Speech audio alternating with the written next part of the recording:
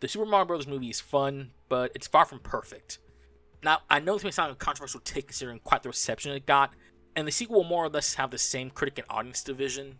Well, as someone who's a fan of Mario and watched the movie, I can say that this movie offers a fun time that does have issues when you really look into it, and I have a strong feeling that people who once very strongly defended this movie might look back and think, I guess it wasn't as good as I remembered. Look, as a Mario movie, it does a better job than it should have given the last time Mario was on the big screen was, this. So I can understand why the makers of this movie will go so hard in showing that they can be a video game movie that isn't afraid to show that's based on a video game. Also, it should be noted that by the time this movie came out, video game movies as a whole just recently decided to focus on the video game aspects and aesthetics that they were known for that people loved, because if you didn't, people would react accordingly to it. The biggest case of that happening was Sonic the Hedgehog when he was going to look like. And once the internet was in uproar about it, Paramount and the people making the movie decided to concede and delay the movie a year to give Sonic a more video game-like design, which, while not making the movie better for what it was, at least made the movie feel more like Sonic as a result, and of course opened the door for the sequels to explore more and be better as a result. So yes, I can understand the focus on the nostalgia and video game aspects of the movie, because if it didn't, people would be turned away by something that they thought they were going into as a Mario Bros. Movie. I can also appreciate some of the voice work here, as I feel that some of the characters here were voiced the best they can be. Obviously, the best examples here were Charlie Day as Luigi, Anya Taylor-Joy as Princess Peach, and Keegan-Michael Key as Toad. Jack Black's Bowser was fine, I guess, but he doesn't really give it his all until the end, where he can actually be an intimidating bad guy. But other than that, though, he really isn't in the movie long enough for me to actually care for him to be the villain.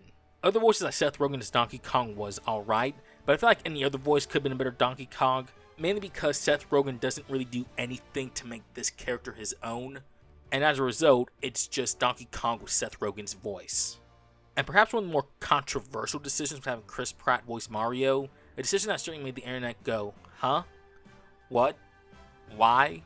I mean, certainly wasn't terrible, but it just felt more Chris Pratt voicing Chris Pratt than Chris Pratt voicing Mario. Finally, I think the biggest problem for this movie is that there are songs in this movie that don't match what's happening to the story, and instead comes off as more or less the studio wanting to make this scene more recognizable, instead of having a Mario soundtrack and score that's recognizable, and that would have worked better. It sucks because there was a score made that featured a more cinematic orchestrated bass rendition of the Mario Brothers music that was cut out at the last minute, which is honestly better than the music choices here, and feels like it belongs to something related to Mario. In fact, it's so good, that's what we've been listening to in the background during this video so far. Other things that are nitpicks, I feel like the predictability of the story and having Mario and Luigi not together in a movie called the Super Mario Bros. Movie was definitely a choice. But at the end of the day, was the movie perfect? No, it's not. But it's definitely better than it has any right to be. Because at the end of the day, it just had to feel like it's something that could be called the Super Mario Bros. Movie, and for the most part, it accomplishes that. Now, I also know there are people who are blind to how something is based on the nostalgia and how it can bring them joy. It happened before with Space Jam, where people looked into that movie and remember it as a classic rather than focusing on its flaws, and I feel that this is the same thing happening here. People are just happy to see a Mario movie that feels like a Mario movie, no more, no less. And honestly, I can't really fault them on thinking that, because in a time where video game movies were cursed to change so much to the point it doesn't feel like the original source material, a movie like this really did all it could to play up the nostalgia factor and show it can be something called Super Mario Bros.